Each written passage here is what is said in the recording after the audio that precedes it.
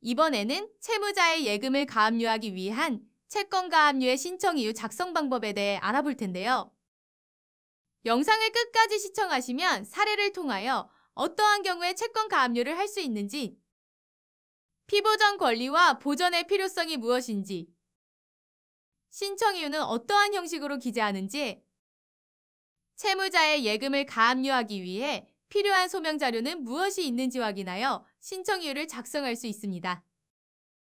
그리고 샘플과 함께 영상을 시청하시면 내용들을 더욱 쉽게 이해할 수 있습니다. 채권 가압류는 채무자의 재산을 확정 판결 이전에 미리 압류하여 나중에 집행할 채권을 확보하는 절차를 말합니다. 이러한 채권 가압류는 가압류할 수 있는 대상도 여러 가지인데요. 이번 영상에서는 채무자가 사용하는 금융기관의 예금을 가압류할 경우 신청 이유 작성에 꼭 필요한 피보전 권리와 보전의 필요성이란 무엇인지 알아보도록 하겠습니다.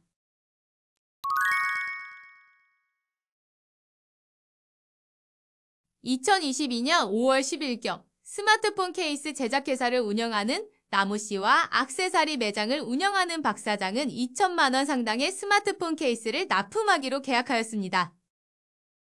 나무씨는 박 사장에게 계약금으로 200만 원을 계좌로 지급받고 잔금 1,800만 원은 납품 후 한 달 이내에 지급받기로 약속하였습니다.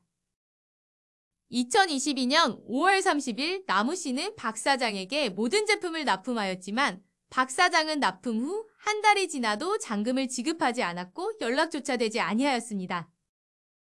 석 달이 지나도록 잔금을 지급받지 못하자 나무씨는 박 사장의 가게에 직접 찾아갔고 박 사장이 가게를 내놓았다는 충격적인 소식만 듣게 되었습니다. 결국 나무씨는 박 사장이 계약금을 송금한 은행에 박 사장의 돈이 있을 것이라 생각하여 은행에 있는 박 사장의 예금을 가압류하기로 결심했습니다.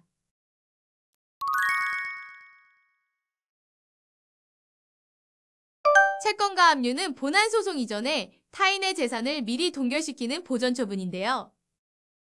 이러한 보전 처분이 인용되기 위해서는 피보전 권리와 보전의 필요성이 소명되어야 합니다. 피보전 권리란 보전받을 권리, 즉 보호해야 할 권리를 말합니다. 그러므로 이번 사례에서는 채무자에게 받아야 할 물품 대금을 청구할 수 있는 권리를 말합니다. 그리고 보전의 필요성은 민사집행법상 가압류를 하지 않으면 본안 소송에서의 판결을 집행할 수 없거나 매우 곤란할 염려가 있는 경우라고 규정하고 있습니다. 즉 채권자는 채무자의 재산을 당장 동결시켜야 하는 이유를 소명하여야 하며 만일 소명이 제대로 이루어지지 않는다면 가압류가 인용되지 않습니다. 그러므로 채권 가압류 신청의 핵심은 내가 받을 돈이 있다는 사실과 가압류를 하지 않으면 나중에 돈을 받기 곤란하다는 사실을 소명하는 것입니다.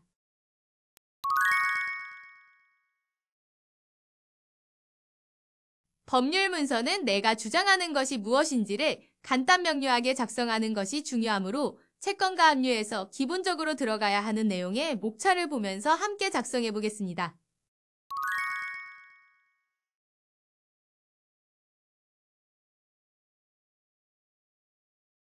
채권자와 채무자의 관계는 사건의 배경을 파악하기 위해 어떠한 관계로 채권 채무 관계가 발생하였는지 기재합니다.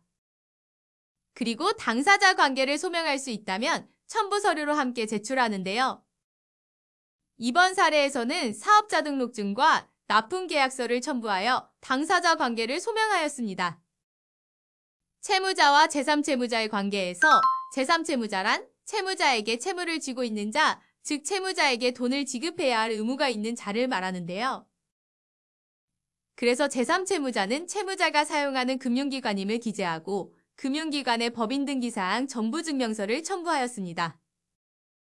피보전 권리에서는 어떠한 사유로 채권자에게 물품대금 청구권이 발생하였는지 설명합니다. 그래서 나무씨가 박 사장과 물품계약을 체결한 사실, 계약금을 지급받고 2천만 원 상당의 물품을 박 사장에게 인도한 사실, 그리고 대금일자가 지나도록 잔금을 받지 못하고 있다는 사실을 순서대로 기재하였는데요. 이때 계약을 체결한 일자, 계약금을 받은 일자, 물품을 인도한 사실과 그 일자, 그리고 잔금을 지급받기로 한 일자를 모두 특정하여 기재하는 것이 중요합니다. 그리고 이번 사례에서는 물품 인수증과 계약금 입금 내역서를 함께 첨부하여 피보전 권리를 소명하였습니다. 보전의 필요성에서는 채무자 박 사장이 연락을 받지 않고 본인의 사업체를 처분하려고 하여 지금이 아니면 향후 채권 집행이 곤란할 수 있다는 내용을 기재하였습니다. 그리고 채권 가압류의 경우 채무자 주소지에 부동산이 채무자 소유인지를 부동산 등기사항 전부증명서로 확인하고 첨부하여 제3채무자의 채권 외에 별다른 재산이 없다는 것을 소명해야 합니다. 만일 채무자에게 부동산이 있는 경우에는 특별한 사정이 없다면 채권이 아닌 부동산에 가압류를 해야 합니다. 마지막으로 담보 제공이라는 내용을 볼 수 있는데요. 보전 처분의 경우 항상 신청인이 담보를 제공해야 합니다. 가압류와 같은 보전 처분은 확정 판결 없이 타인의 재산에 강제력을 행사하기 때문에 채권자의 주장이 사실이 아닐 경우를 대비하여 채무자가 입게 될 손해를 담보하기 위해 일정 금액을 납입하는 것입니다. 그리고 이러한 담보 제공은 법원의 재량에 따라 금액과 제공 방법이 지정됩니다. 담보 제공 방법은 보통 현금 납입과 보증보험 가입 두 가지의 방법이 있습니다. 하지만 채권자 입장에서는 당장 큰 액수의 현금이 들어가지 않는 보증보험 가입이 유리하므로 보증보험 가입 방법으로 담보를 제공할 수 있도록 미리 법원에 요청하는 것입니다.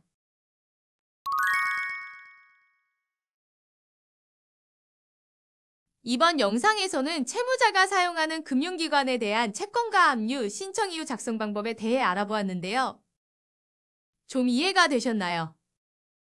가압류 신청 이유는 채무자에게 받아야 할 돈이 있다는 피보전 권리와 채무자가 예금 채권에 별다른 재산이 없고 향후 채권 집행이 곤란할 수 있다는 보전의 필요성을 소명하는 것이 핵심입니다. 그리고 법원의 담보 제공 명령에 따라 담보를 제공하면 여러분도 쉽게 가압류 결정을 받을 수 있습니다. 그럼 여러분들도 상황에 맞춰 신청서를 한번 작성해 보세요.